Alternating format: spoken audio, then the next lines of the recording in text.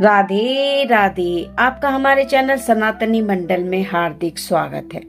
भक्तों, जब भी हम वृंदावन का नाम सुनते हैं तो मन में एक अलग ही आनंद उत्पन्न होता है, क्योंकि वृंदावन केवल एक स्थान नहीं है, यह तो प्रेम का धाम है, भक्ति का धाम है और सबसे बढ़कर यह राधा कृष्ण की लीला भूमि है।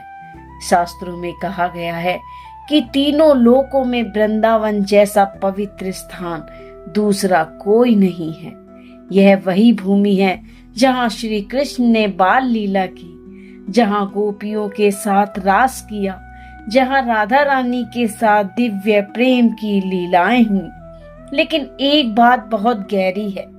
बहुत लोग कहते हैं हम भी वृंदावन जाकर बसना चाहते हैं, लेकिन क्या आप जानते हैं हर व्यक्ति को वृंदावन वास नहीं मिलता। कई लोग वहां जाते हैं, कुछ दिन रहते हैं और फिर वापस लौट आते हैं, लेकिन कुछ लोग ऐसे होते हैं जिन्हें वृंदावन छोड़ने का मन ही नहीं करता। तो प्रश्न उठता है, आखिर वृंदावन वास किस किस को मिलता है?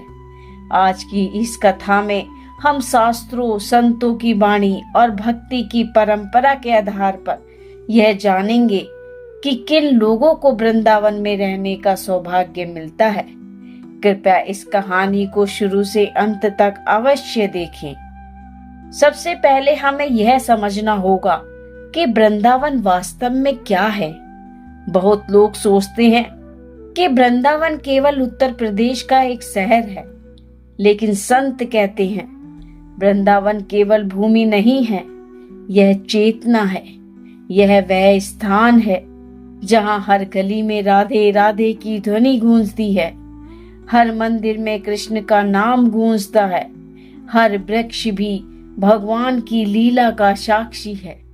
यहाँ की धूल को भी ब्रज रज कहा जाता है, क्योंकि कहा जाता है कि इस धूल को स्वयं देवता भी अपने माथे पर लगाना चाहते हैं।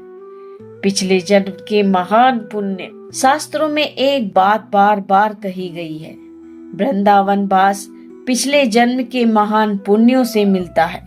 यह कोई साधारण स्थान नहीं है।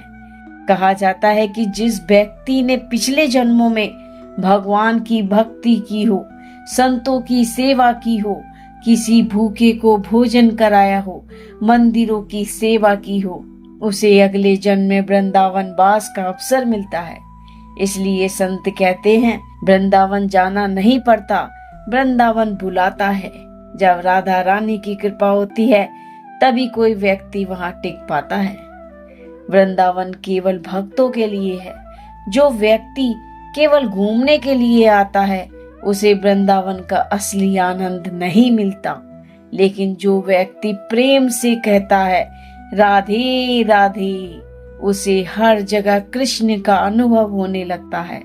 कहा जाता है कि वृंदावन में वृक्ष भी कृष्ण का नाम लेते हैं, पक्षी भी कृष्ण का गुणगान करते हैं। जो व्यक्ति सच्चे प्रेम से भगवान को पुकारता है उसे वृंदावन में एक अलग ही आनंद अनुभव होता है। वृंदावन में वही टिक पाता है जिसका मन संसार से थोड़ा दूर हो चुका हो, क्योंकि वृंदावन का जीवन बहुत सरल है। यहाँ लोग सुबह मंगला आरती में जाते हैं, दिन भर भजन करते हैं, संतों के साथ सत्संग करते हैं। अगर किसी व्यक्ति का मन केवल पैसा, व्यापार, ऐश्वर्य में लगा हो तो उसे वृंदावन का जीवन कठिन लगेगा। लेकिन जिस व्यक्ति का मन भगवान में लगता है उसे वृंदावन छोड़ने का मन नहीं करता। संतों की सेवा का महत्व बहुत बड़ा है। कहा जाता है कि संत सेवा से भगवान जल्दी प्रसन्न हो जाते हैं। जो व्यक्ति संतों की सेवा करता है, उनके चरणों में बैठकर ज्ञान सुनता है, उनके जीवन में भक्ति जल्दी जागृत होती है। और जब भक्ति जागृत होती है तब व्यक्ति को वृंदावन वास का सौभाग्य मिलता है। वृंदावन की असली स्वामिनी राधा रानी है। कृष्ण भी कहते हैं वृंदावन का द्वार राधा के बिना नहीं खुलता। अगर राधा रानी की कृपा हो जाए तो व्यक्ति कहीं से भी उठकर वृंदावन पहुंच जाता है।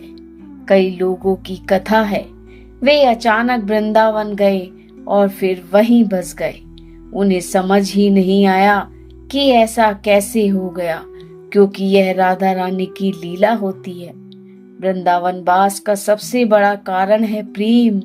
अगर किसी व्यक्ति के मन में वृंदावन के लिए सच्चा प्रेम है तो वह चाहे कहीं भी रहे, उसका मन हमेशा वृंदावन में ही रहता है। ऐसे भक्त कहते हैं, हम शरीर से कहीं और हैं लेकिन मन से वृंदावन में हैं, और धीरे धीरे भगवान की ऐसी परिस्थिति बना देते हैं कि वह व्यक्ति वास्तव में वृंदावन पहुंच जाता है। वृंदावन का सबसे बड़ा नियम है हरि नाम। जो व्यक्ति नियमित रूप से राधे राधे कृष्ण कृष्ण हरे कृष्ण का जाप करता है, उसका मन धीरे धीरे शुद्ध होने लगता है, और शुद्ध मन ही वृंदावन की महिमा समझ सकता है। इसलिए संत कहते हैं, हरि नाम जपते रहो, एक दिन वृंदावन स्वयं बुला लेगा। बहुत समय पहले एक गरीब भक्त था। उसकी एक ही इच्छा थी, मैं मरने से पहले एक बार वृंदावन देखना चाहता हूँ। लेकिन उसके पास पैसे नहीं थे। वह रोज भगवान से प्रार्थना करता, हे ठाकुर जी, मुझे वृंदावन बुला लो। एक दिन अचानक उसे काम के सिलसिले में मथुरा जाना पड़ा। मथुरा पहुंचते ही उसका मन बहुत प्रसन्न हो गया। कुछ समय बाद उसने सोचा, जब मथुरा आ ही गया हूँ तो वृंदावन भी देख लूं। जब वह वृंदावन पहुंचा तो उसकी आंखों से आंसू बहने लगे। उसे ऐसा लगा जैसे वह अपने घर लौट आया हो। उस दिन के बाद उसने निर्णय लिया, अब मैं जीवन भर यहीं रहूंगा, और सच में वह वहीं बस गया। तब उसे समझ आया, वृंदावन बुलाने वाला स्वयं भगवान होता है। भक्तों, एक बात याद रखिए, वृंदावन केवल स्थान नहीं है। वृंदावन का अर्थ है जहाँ मन में कृष्ण हो, हृदय में राधा हो, जीवन में भक्ति हो, वही सच्चा वृंदावन है। अगर मन में भक्ति नहीं है तो वृंदावन में रहकर भी व्यक्ति संसार में ही रहता है, और अगर मन में प्रेम है तो कहीं भी रहकर वृंदावन का अनुभव किया जा सकता है। तो भक्तों, आज की कथा से हमें यह समझ आता है, वृंदावन वास किन्हें मिलता है? जिनके पिछले जन्म के पुण्य बड़े होते हैं, जो सच्चे कृष्ण भक्त होते हैं, जिनका मन संसार से हट चुका है, जो संतों की सेवा करते हैं, जिन पर राधा रानी की कृपा होती है, जिनके मन में वृंदावन के लिए प्रेम होता है, जो हरि नाम जप करते हैं। अगर हम भी अपने जीवन में भक्ति, नाम जप, संत सेवा को अपना ले तो एक दिन हमें भी वृंदावन वास का सौभाग्य मिल सकता है। अगर आपको यह कहानी अच्छी लगी हो तो चैनल को लाइक करो, सब्सक्राइब करो और अपने दोस्तों के साथ शेयर करो, और कमेंट में लिखो, राधे राधे।